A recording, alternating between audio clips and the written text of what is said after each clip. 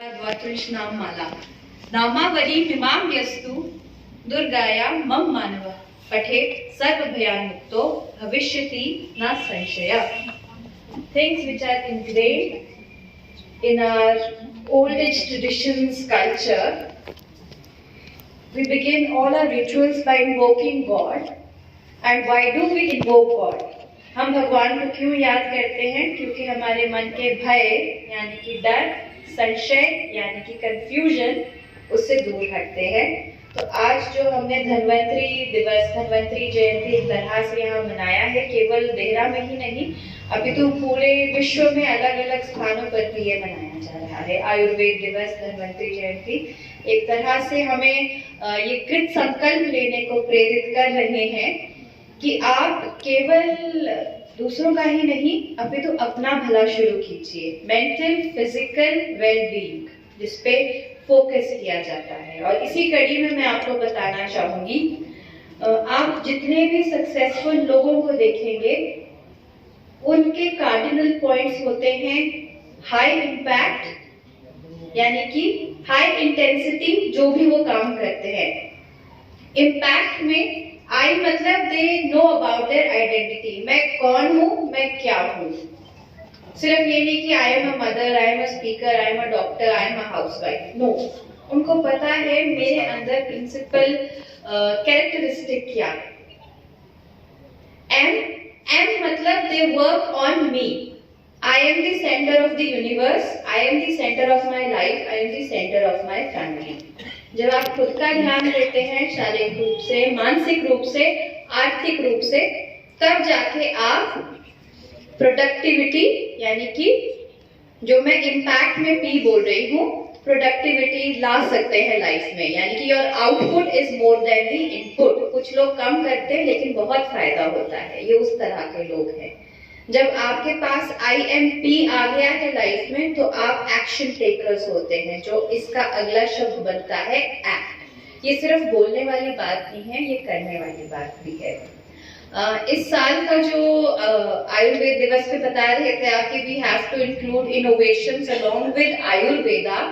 तो आयुर्वेदा 5000 साल पुरानी चीज है जो शायद डॉक्यूमेंटेड थी, बट इतने प्रॉपरली उसकी डॉक्यूमेंटेशन नहीं हुई थी जिसको हम साइंटिफिक लैंग्वेज में कहते हैं कि we have a hypothesis, we do some experiments on that hypothesis, we come to a result. आप डायबिटीज मेलाइटिस का निदान बता रहे हैं. तो बीइंग अ साइंस स्टूडेंट हम यही कहते हैं कि आपकी मेडिसिन से क्या रेट ऑफ क्योर रहा है, कितने लोग क्योर हो पाए हैं, कितने लोगों का लाइफस्टाइल अच्छा हुआ है. एक बार वो चीजें डॉक्यूमेंट हो जाए तो हमारी जो स्टडीज है, मेडिसिन है, उनको वैलिडेशन मिलती है. डॉक्टर साहब ने बहुत अच्छा ग्लोबलाइजेशन पे बताया कि हम पीछे रह गए because we were not globalized. तो 1990s तक we were a closed economy और इकोनॉमिक रीजंस थे कि इंडिया को LPG लिबरलाइजेशन, प्राइवेटाइजेशन और ग्लोबलाइजेशन की ओर मुड़ना पड़ा. और अब आप देखेंगे कभी YouTube अगर चैनल खोल के आप किसी का भी चैनल खोलेंगे और योगा वर्ड डालेंगे तो आपको विदेशी ज्यादा मिलेंगे योगा सिखाने वाले, और हमारे देश के या हमारे लोकल लोग बहुत कम हैं.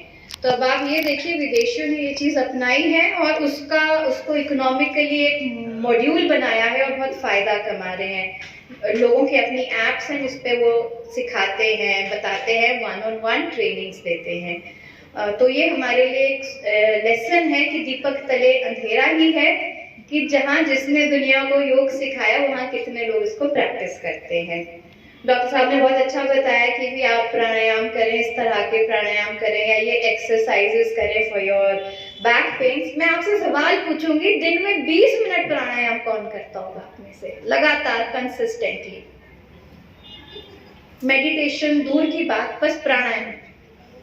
एक्सरसाइज भी मैं बाद में पूछूंगी क्योंकि हम में से कई हैं जो एक्सरसाइज के नाम पे बोलते हैं जी घर में झाड़ू लगा दिया वो एक्सरसाइज हो गई, या घर में सामान इधर से उधर रख लिया वो एक्सरसाइज होगी. इसलिए मैं कह रही हूँ अपने ऊपर वो दिन का आधा घंटा या 45 मिनट लगाने बहुत जरूरी हैं. अभी हम एक्टिव हैं, एक बार हम 40 के पार हो जाएं तो हमारी बॉडी स्लोली डीजेनरेट होने लग जाती है.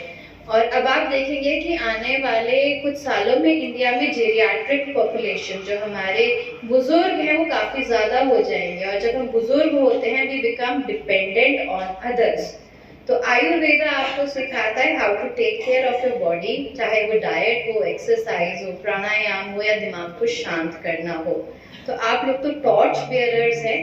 यहाँ पे जितने भी आएंगे, अगर एक एक के घर में और पड़ोस में भी एक घर आप अडॉप्ट कर लें, तो आई थिंक हिमाचल प्रदेश में काफी कुछ चेंज हो सकता है। अपने परिवार पे कंसंट्रेट करें और फैमिलीज विल फ्लरिश।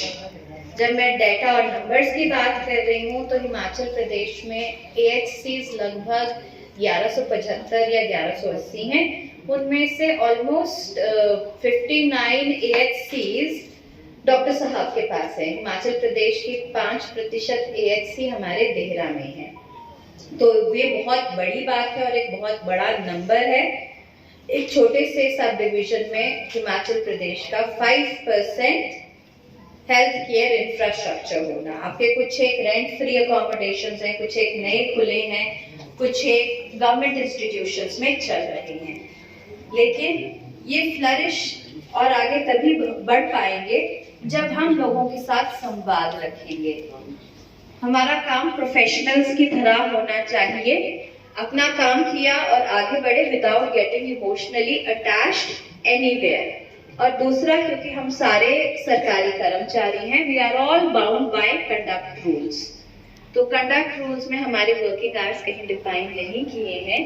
किसी ने ज्यादा पढ़ा हो तो मेरे को बता सकते हैं। तो we are working for the public, जैसे कहा जाता है वी आर पब्लिक सर्वेंट्स। हम पब्लिक के लिए काम करते हैं, किसी एक इंडिविजुअल के लिए नहीं। तो उसी समर्पण भाव से आगे बढ़ेंगे तो डेफिनेटली लोग डिपार्टमेंट की, सरकार की भी तारीफ करेंगे और इंडिविजुअल की भी तारीफ करेंगे। कमिंग डाउन टू देहरा, जहां हम इस समय प्रांगण में हैं अपना सब डिविजनल हॉस्पिटल में, तो लास्ट टाइम जब सेक्रेटरी आयुष आए थे कदम साहब, तो उन्होंने मेरे को बताया था कि प्रदेश की जो highest OPD sub divisional Ayurvedic hospital किसी भी हॉस्पिटल में है, तो वो देहरा की है। ये अपने आप में ही एक काबिले तारीफ है कि हमारे डॉक्टर्स, हमारा सपोर्टिंग स्टाफ इतना अच्छा काम कर रहा है कि लोगों की पेरिफेरी की भी चॉइस देहरा है। शिमला भी हो सकता था, हमीरपुर भी हो सकता था, मंडी भी हो सकता था, लेकिन देहरा है। तो आप लोगों को इस बात का श्रेय मिलता है, डॉक्टर साहब और उनकी टीम को, कि किस तरह से यहाँ लोगों का आपने भरोसा जीता है। एथिकल प्रैक्टिसेस की जब हम बात करते हैं, तो हमें लोगों को बहुत क्लियरली कन्वे करना होता है व्हाट आर दी एथिक्स, और एक फिड्यूशरी रिलेशनशिप होती है जब हम पेशेंट की डिटेल्स कहीं और डाइवर्ज नहीं करते हैं। कई बार ऐसा भी होता है, हमारे पास कुछ ऐसे लोग आते हैं जिनको हम पसंद नहीं करते हैं, जिनको कोई समस्या है। तो बीइंग इन दिस फील्ड, ये हमारा कर्तव्य है कि पेशेंट का दुख, दर्द और मर्ज सिर्फ डॉक्टर तक ही सीमित रहे, वह कहीं समाज में कहीं और ना जाए। तो ये एक एथिकल प्रैक्टिस हमें जरूर काम में लानी चाहिए। एंड बीइंग डॉक्टर्स या जो मेडिकल स्टाफ है, आपकी ज्यादा रिस्पॉन्सिबिलिटी होती है, क्योंकि मैं बोलूंगी मिलेट्स खाओ, लोग नहीं मानेंगे। लेकिन जब एक डॉक्टर कहेंगे कि जी बाजरे की रोटी खाओ, तो लोग उसको ज्यादा सुनेंगे।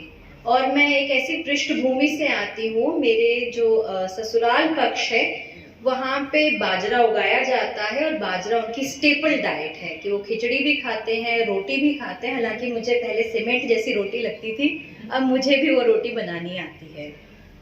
चावल बहुत कम खाए जाते हैं, लेकिन मैं हिमाचल से हूँ और हमारे घर में दिन में 3 बार भी चावल मिले तो हम बहुत खुशी खुशी खाते हैं। तो लेकिन समय के साथ हमें भी अपनी डाइट रेगुलेट करनी पड़ रही है, क्योंकि बहुत सेडेंटरी लाइफस्टाइल है। तो जो गांव में बैठी हमारी महिलाएं हैं, उनको भी बताना पड़ेगा। लास्ट पॉइंट जो मैं टच करना चाहूंगी वो है एडिक्शंस के ऊपर। एडिक्शंस पे हम बहुत बातें करते हैं, लेकिन एक एडिक्शन जिसके बारे में हम कभी डिस्कस नहीं करते